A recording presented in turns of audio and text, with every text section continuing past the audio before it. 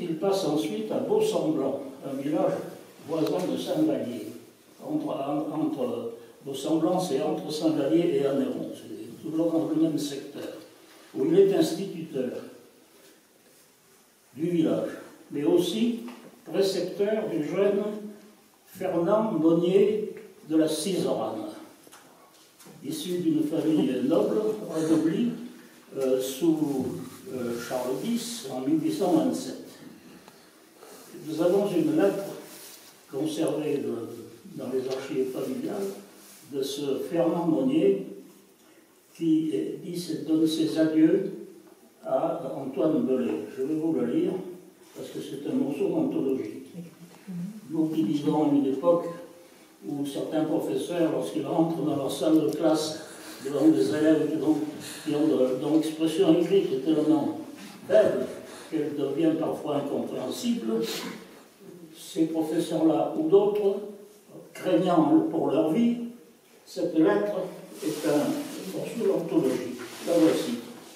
Cher Monsieur Belay, jusqu'au dernier moment, je pensais pouvoir vous aller trouver pour vous faire mes adieux, car nous partons demain, mais nous avons été si occupés des préparatifs de notre départ que je n'ai pu m'absenter de Beau-Semblant. Mais permettez-moi tout au moins, cher monsieur, de vous les faire par écrit. Il a 14 ans, le garçon, même pas 14 ans. Nous nous rendons à Tain, où mon père est souffrant, car étant parti pour le conseil général malade, il n'a fait qu'aggraver sa maladie.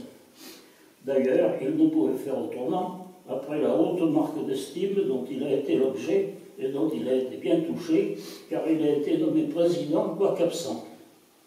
On m'attend pour déjeuner, je ferme ma lettre en vous renouvelant tous mes adieux et mes vœux de prospérité pour l'année 1849. Adieu, mon cher monsieur Belay, je vous embrasse comme je vous aime. Votre très dévoué et ancien élève, Fernand de la Ciserane. Alors cette famille de la Ciserane, elle est complètement éteinte aujourd'hui, mais son nom est quand même resté. Parce que si vous aimez le Côte-du-Rhône Hermitage, sachez que la maison Chapoutier, qui en est le principal distributeur, peut vous vendre un Monnier de la Ciserane cuvée 2018, mais c'est à 64 € la bouteille.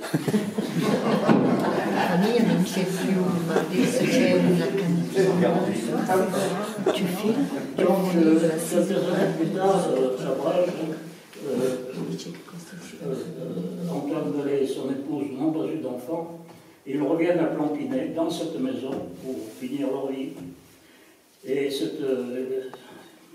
Antoine est mort un peu prématurément, et sans doute il n'avait pas 57 ans. Il est mort ici, parce que c'était le 14 janvier 1865. Et son épouse est repartie chez elle, et ce sont les neveux qui ont hérité.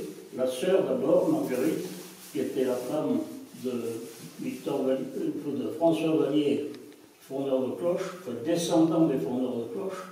L'arrière-grand-père de ce François Vallier avait fait la cloche de Briançon en 1737, la cloche de la collégiale. Donc, la succession d'Antoine Belay s'est réglée entre cette Marguerite, sa sœur, et son neveu, parce que l'autre sœur Véronique était décédée. Et le neveu, qui s'appelait François Prat, a vendu sa part à sa tante Véronique, ce qui fait que c'est à partir de 1865 que cette maison est entrée entièrement dans le patrimoine des fondeurs Vallier. Elle a été transmise jusqu'à moi, à la suite de beaucoup de hasards, et je la transmettrai moi-même à ma famille la plus proche.